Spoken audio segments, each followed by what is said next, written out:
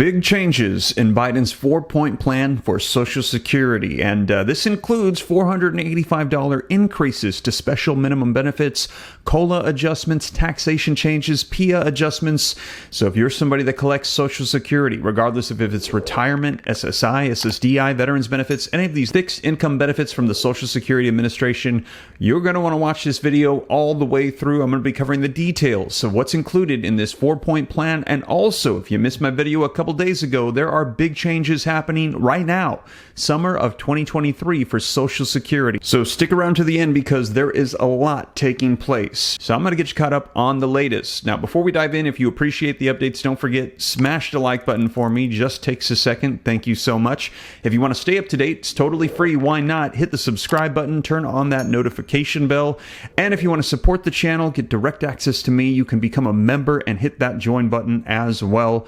But with that being said, you guys, let's go ahead and dive right in. All right, so as always, link in the description below to this article that just came out today. As you know, I cite my sources in the description, put the articles on the screen, read right from them so you can see it's the latest. And it says, what's Biden's 4-point plan? How the proposal on Social Security changes impacts to you. And it says, like many U.S. lawmakers, President Joe Biden wants to fix Social Security before the program's Old Age and Survivors Insurance Trust runs out of money. And we've got roughly about a decade left before we have a solvency issue in which we're hearing there's going to be cuts across the board to benefits of 20 to 25%, which means if you collect $1,000 per month right now from Social Security, you'll suddenly get a check of about $750 to $800. And when you say, what happened to my money? They're simply going to say, sorry, we just don't have enough money to pay you full benefits. It's happening to everybody across the board.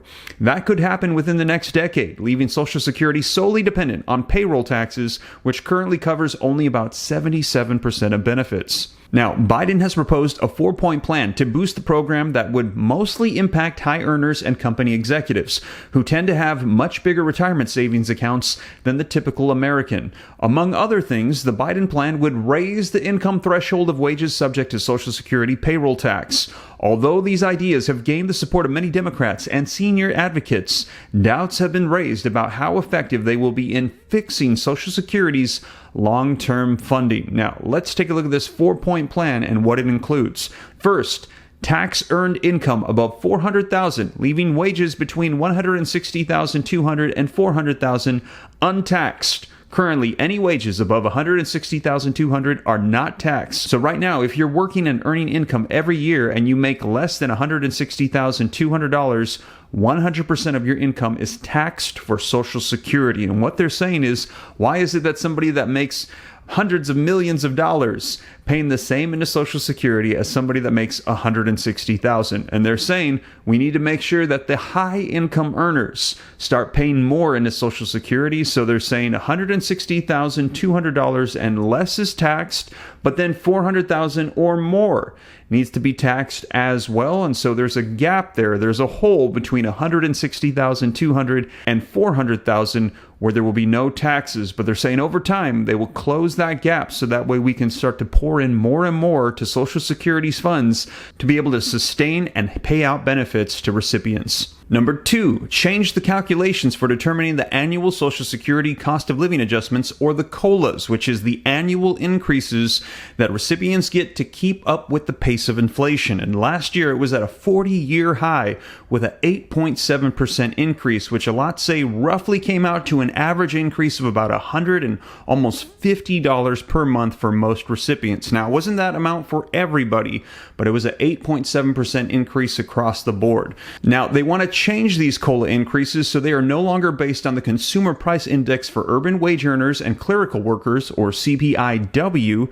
Biden favors basing the COLA on the Consumer Price Index for the elderly, or the CPIE, as they're saying the vast majority of recipients are the elderly. They're retired and they spend their money differently and they have different priorities. So therefore, in order for us to make sure that they're getting the money that they need, we should base it upon their spending habits, not those that are working and earning incomes. Number 3, raise the primary insurance amount, or the PIA or the PIA, age that determines how much money you'll receive in Social Security benefits. So they want to adjust that age. And also, we've heard that there could be indirect cuts to Social Security as well. And I know it can get confusing because we have proposals for increases and proposals for cuts, but they're saying they want to raise the full retirement age as well. So that way people don't get full benefits until about 69 or 70 in a recent proposal. If you missed that video, you're going to want to check it out next, as I just did an update that was just released last week as well. And now for the big one, increases and raises to the minimum benefits. Take a look. Number 4,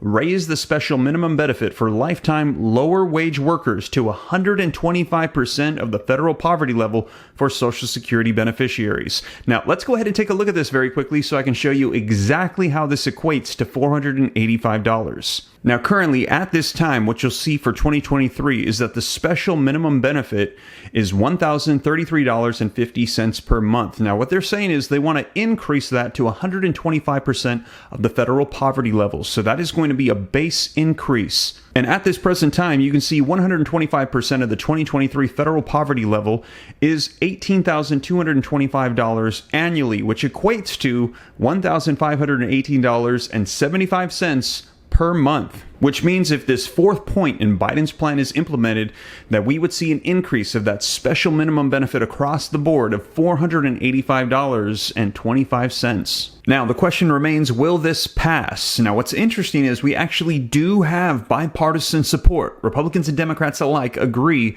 Social Security reform is necessary, because if we do not, like we mentioned, there's going to be a solvency issue. However, in its current form, take a look at this. The Republican-led U.S. House is unlikely to support the plan in its current form, experts say. Even if it does pass, some observers question how effective it will be in fixing Social Security. So we are going to see reform. There is bipartisan support to make changes, but Biden's current 4-point plan, will it be passed? Chances are, in its current form, very unlikely. It will probably pass in some modified version. However, take a look at this. Very interesting. They're saying, based on calculations of his plan, they're not sure that it's going to be enough. As the Motley Fool recently reported, the plan sounds great on paper, partly because Social Security would bring in extra revenue, and that revenue could help fuel higher annual COLAs. An analyst from the Social Security Administration's Office of Chief Actuaries estimates that exposing all earned income to payroll taxes would extend the solvency of the trust fund by an additional 35 years. However, Biden's additional proposal to bolster the COLA payments, so those increases, those raises to the special minimum benefits and the raises to the PIA for age beneficiaries, negates the bulk of the revenue from reinstating the payroll tax on the rich, Motley Fool reports. So they're saying it's good that we're going to be increasing the income for Social Security through taxation, but in addition to that, with the raises, the benefits, the increases that will go out, we're also increasing the amounts that go out, and they actually offset each other. So we're not really getting any traction in the fight against solvency, and they still have got to figure things out. Now, in addition to that, there are changes taking place right now, as I mentioned, summer of 2023. And if you missed it, check out this video right here next as I cover the details, and I will also keep you up to date on everything that's unfolding right now with Social Security. As we've heard, 2023 is the year of Social Security reform. But with that being said, you guys, thank you so much for joining me. I will catch you in the next video. Take care. God bless. This is Steve.